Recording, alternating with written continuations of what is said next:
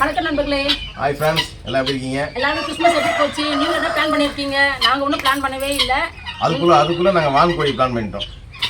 வான்கோழி வந்து 1.5 கிலோ வான்கோழிங்க. பாருங்க, லெக் பீஸ் செம்ம பெருசு, 2 லெக் பீஸ். 1.5 கிலோ வான்கோழி வச்சு 1 கிலோ அரிசியை வச்சு இன்னைக்கு பிரியாணி பண்ண போறேன். ஆமாம், மொத்தம் பார்த்தீங்கன்னா 3 கிலோ ஆச்சு. 3 கிலோ வான்கோழி வந்துச்சுங்க. அதில் வந்து நான் 1 கிலோ எடுத்து வச்சுக்கிட்டேன். ஸ்பெஷலாக 2 லெக் பீஸ் எடுத்து வச்சுக்கிட்டேன். 1.5 கிலோ வந்து சேல்ஸ் பண்ணிட்டேன். சும்மா கிடையாதுங்க, சேல்ஸ் பண்ணிட்டேன். காசுக்கு வாங்கிட்டு வான்கோழியில் விடுவாங்களா?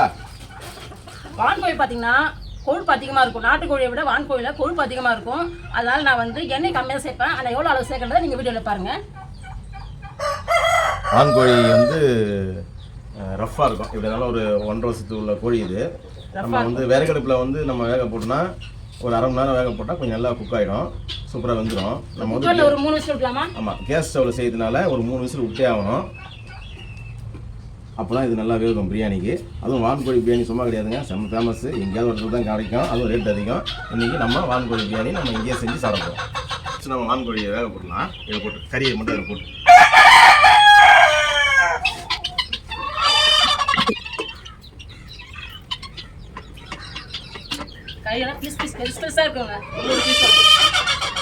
இஞ்சி பூண்டு பேஸ்ட்டு, இஞ்சி பூண்டு விழுது வந்து 1 டேபிள் ஸ்பூன் ஃபுல்லாக சேர்த்துக்கலாம். அப்படியே கல் உப்பு, தண்ணி. ஆமாம், தண்ணி ஊற்றணும். ஒரு 1/4 டீஸ்பூன் மஞ்சத்தூள். கறி பாருங்களா, சும்மா பிரியாணிக்கு தகுந்த மாதிரி பீஸ் பெருசாக இருக்கும்.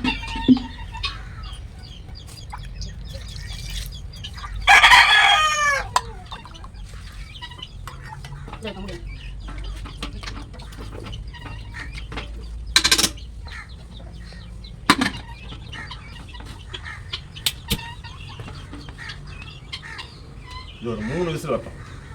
இப்போ நம்ம அரிசி அளந்து போட்டுக்கலாம். பாஸ்மதி ரைஸ் வந்து 1க்கு 1.5 அந்த அளவில் நம்ம அளந்து போட்டுப்போம்.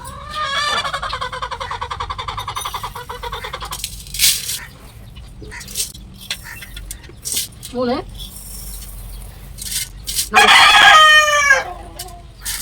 5 ஆயிருக்கு.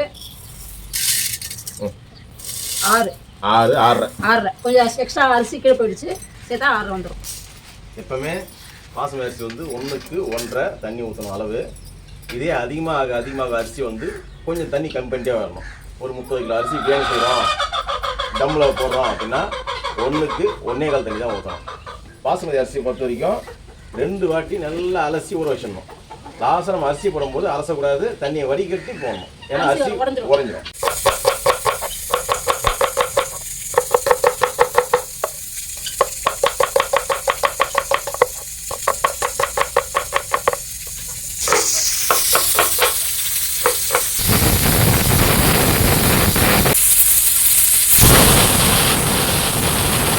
வந்துருச்சுங்க, நம்ம இறக்கிடலாம்.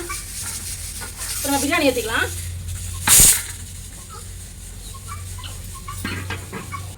ஒரு 300 கிராம் வெங்காயம் போட்டுக்கலாம். கட் பண்ண வெங்காயம், 6 ஏலக்காய், 6 கிராம்பு, 2 ஸ்டாரு, 2 பட்டை, 4 பிரிஞ்சி இலை சேர்த்துக்கலாம். அப்படியே ஒரு 10 பச்சை மிளகாய் சேர்த்துக்கலாம். 10 பச்சை மிளகாய்,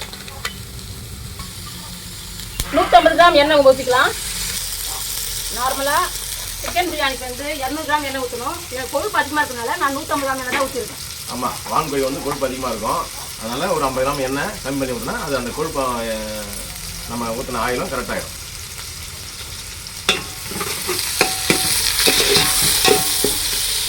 வெங்காயம் வந்து நல்லா பொன்னிறமாக ஆகணும். ஆமாம், அதுக்குள்ளே நான் வந்து தக்காளி வைக்கிறேன். இது வந்து கோழிக்கு.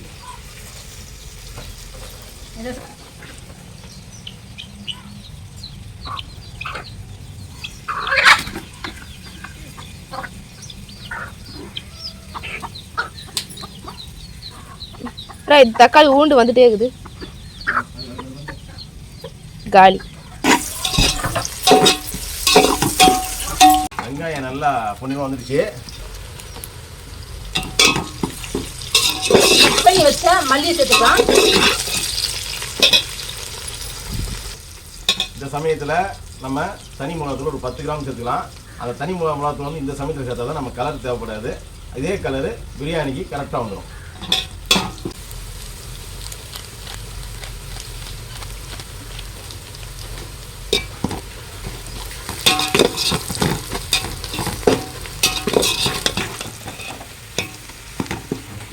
பூண்டு 100 இஞ்சி சேர்த்து அரைச்ச பேஸ்ட் சேர்த்துக்கலாம்.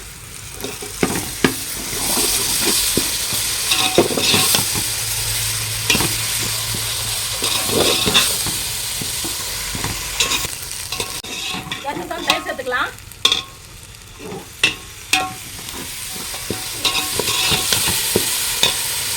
ஒரு 300 கிராம் தக்காளி, வெட்டி வச்ச தக்காளி ஒரு 300 கிராம்.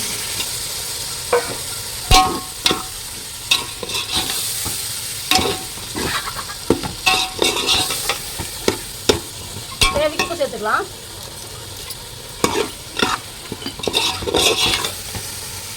ஒரு கைப்பிடி தான் சேர்த்துக்கலாம்.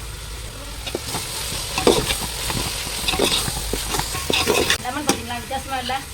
ஃபார்மில் வந்துச்சுங்க. ஃபார்ம்லேருந்து பிரச்சனை வந்தார். ஆந்திரா எங்கள் பா ஆந்திரா தான் டைப் பார்த்தீங்கன்னா ஆந்திரா மாதிரி மாடலில் மரத்தில் இருந்து இது வந்து ஆந்திரா ரகம்.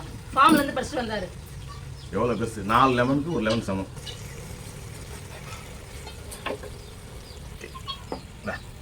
இதை ஒன்று புளிஞ்சு போட போதும். இது கொட்டை வகை இல்லை பாருங்களேன். இது ஒன்று புளிஞ்சு போட போதும், பாதி புளிஞ்சு போட போதும்.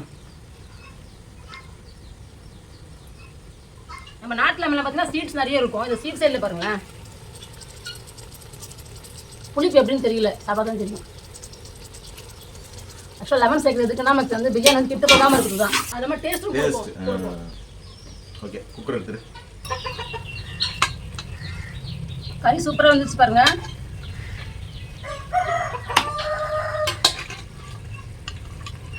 தண்ணி இருக்கு பாருங்க, வேக வச்ச தண்ணி. அது வந்து நம்ம அளவு தண்ணியில் சேர்த்துக்கலாம். இப்போ நம்ம கறி மட்டும் சேர்த்துப்போம். இந்த தண்ணியை வந்து நம்ம அளவு தண்ணியாக சேர்த்துக்கலாம்.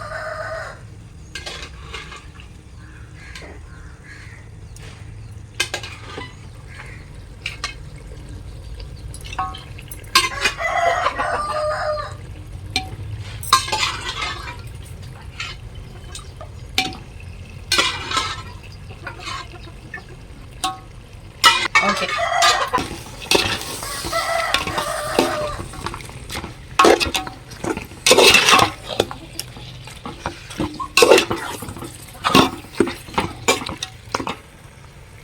அளவுத்துல சேர்த்துப்போம். வேக வச்ச தண்ணி இருக்கும் இல்லையா, அந்த தண்ணியை சேர்த்து தான் கலந்துருக்கேன்.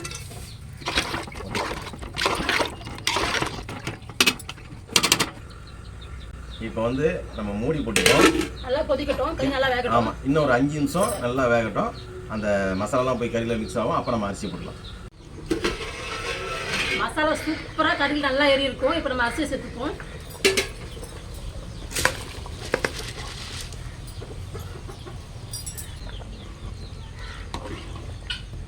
இது வந்து பிரியாணி அரிசி. அதில் பார்த்து தான் கிண்டணும். கிண்டுற மாதிரியே கிண்டுங்க, இல்லைன்னா அரிசி வந்து உடஞ்சிடும் ரெண்டா. கலரே போடல பாருங்கள், கலர் வந்துச்சு பாருங்கள். பிரியாணிக்கு இது மாதிரி மிளகாத்தூள் நாங்கள் போட்ட டைமில் நீங்கள் போட்டிங்கன்னா நீங்கள் பிரியாணிக்கு கலரே தேவைப்படாது. கொழுப்பு அதிகமாகறதுனால ஆயில் நிறைய மிதக்குது பாருங்கள். நம்ம ஆயில் கம்மியாக தான் ஊற்றிருக்கோம்.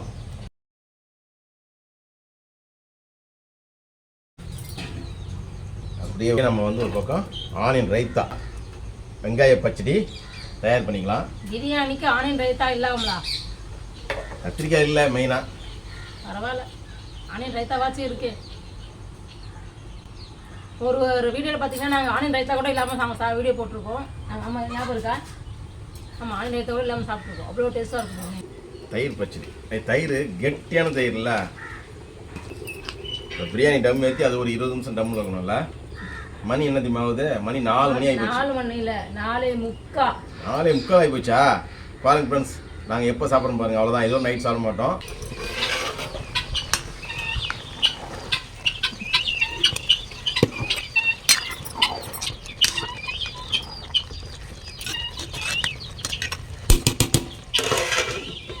ஒரு 20 to 25 நிமிஷம் அப்படியே டம்மில் இருக்கணும். சூப்பராக தம் ஏறிச்சு பாருங்க.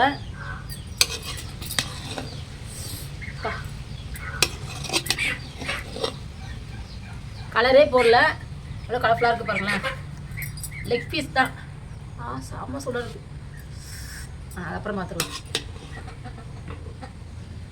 கறி போடுறேண்ணே. வாங்க. பார்க்க போதே நாக்கில் எச்சு ஊறுதே. தொட முடியல, அவ்வளோ சூடாக இருக்குது.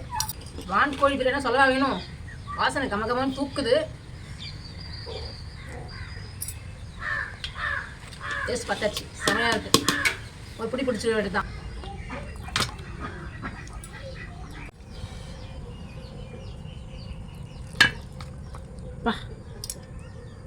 லட்டு மாதிரி வருது லெக் பீஸு.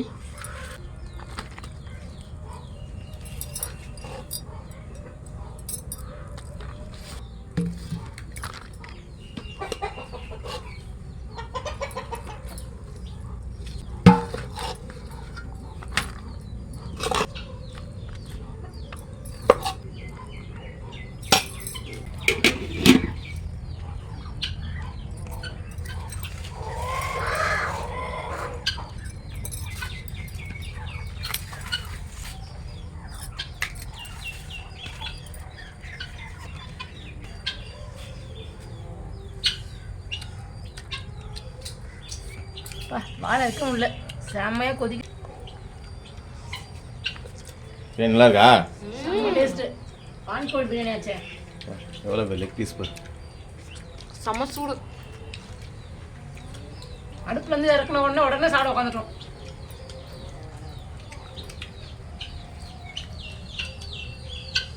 நான் வந்துடுவா. பிரியாணி நல்லா பல பல பழம் இருக்கு.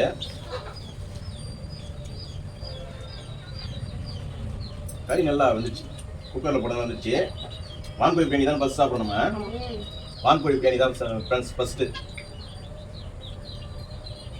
அட்டகாசமாக இருக்கு. ஆன்லைனில் போட்டு சாப்பிடும்போது ரொம்ப டேஸ்ட்டாக இருக்குது.